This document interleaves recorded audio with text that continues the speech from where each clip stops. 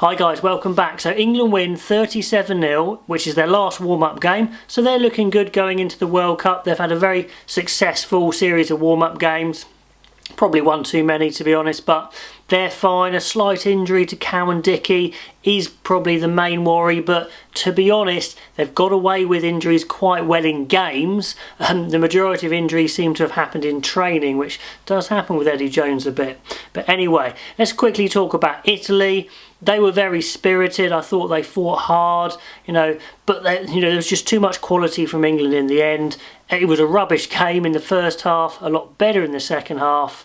Italy will be upset to get nil because they did have some good attacking opportunities and Benvenuti actually dropped the ball over the line pretty much, so they'll be annoyed with that. They've got to take more chances, Italy, if they want to do well in the World Cup. So let's have a look through the game, see what it threw up. Youngs had a much better game. He was under pressure. He had a shocker of a game last time, and his skills, his passing, his kicking was a lot better. He kept the pace of the game up. He got his try, mainly on the back of the pace of England's phase play, but it was well deserved, so that's a big tick for him. Let's have a look. Italy, wasteful in the red zone. Curry and Wilson look really good. Wilson's work rate is unreal. He's up in the north, playing in Newcastle where he plays, so that's quite big for him. I thought Curry looks good all round. I think Curry's probably a definite starter actually, and then it's probably a case of who starts between Underhill and Wilson, so comment below who you think that should be. Farrell had a really weird game actually. He looks better at 12, and Ford is a better playmaker at 10. And when Ford and Farrell at 10 and 12 and England are going forward, they look great. But Ford doesn't offer a lot of attacking threat running, so there's no massive right answer there. And there is something I'd like to raise. Why do you need Piers Francis and McConaughey? They're good, solid players, don't get me wrong. I like them, they're solid professionals, good players, but you don't need Piers Francis because Farrell could be your second 12 easily, and then you can bring Cipriani. You don't need McConaughey because you've got, that's 6 back 3. You don't need them. All the back 3 are looking great anyway. Those two selections just seem a bit unnecessary. You could take Ben Spencer, Cipriani, and that would be a stronger squad. So I am a little worried about the whole squad from that respect. Tell me what you think there. England's scrum looks solid. Marler and Cole actually got hauled off after about 30. Why? Well, you saw why really. Genge and Sinclair are just a different breed. The pace they bring to their carrying, the offloading and hands from Sinclair were ridiculous. So, I thought they should have taken Williams anyway. Just Cole. Marler's good. Maybe start one of them, but Cole's so slow around the park. Has been all year. It's just a strange one. And that illustrates it really. It was 9-0 at half time, rubbish half.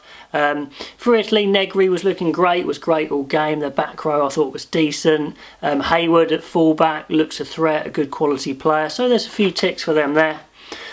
Then, Sinclair and Genge, beginning of the second half, huge carries. The try for Youngs happens basically on the back of Sinclair and Genge's energy into the carries.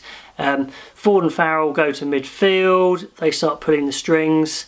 A little bit of England indiscipline, and the other thing England need to improve is sometimes their speed to the ruck, their clear out isn't good enough. It's been a theme for most of my reviews of England. They can get slow to the ruck. Players like Johnny May, Marchant getting isolated. And talking of Marchant, he gets his first try. He played great. Again, you could take Marchant if Slade is injured. That is absolutely no problem. He deserved that. Good scrum, good break from Youngs. Some bad defence from Italy, but great finish from Marchant. Well done to him. Okay, England terrorising the Italian line-out throughout. Absolutely. The England line-out has looked really good in all the warm-ups, so that's a massive plus for them for sure. Very happy just to kick the ball out, contest the line out. England very happy to defend as well, as they have been throughout the warm-ups like I said. Okay, so huge attacking from pressure towards the end of the game. They get a drive over, try for Genge, well deserved. Cowan Dickey goes off with that injury, looked like some sort of strain or a strain or a sprain. Hopefully not too bad, but he did look pretty down in the dumps, so might not be great. Then Watson gets his try, which was really well worked try, which is essentially Sinclair's try. His charge down, then his great hands. What a fantastic player he is. Easily the starter. Yeah, and then my observations at the back. Farrell looks a better 12 than a 10. Do you need Francis? Do you need McConaughey? They're the main things. Let me know, guys, what you think on England's warm-up, all their warm-ups, how they're set, where their strengths and weaknesses are. Do you see that slight poor picking of the squad potentially as one of their downfalls? Anyway, guys, until next time, I will see you then.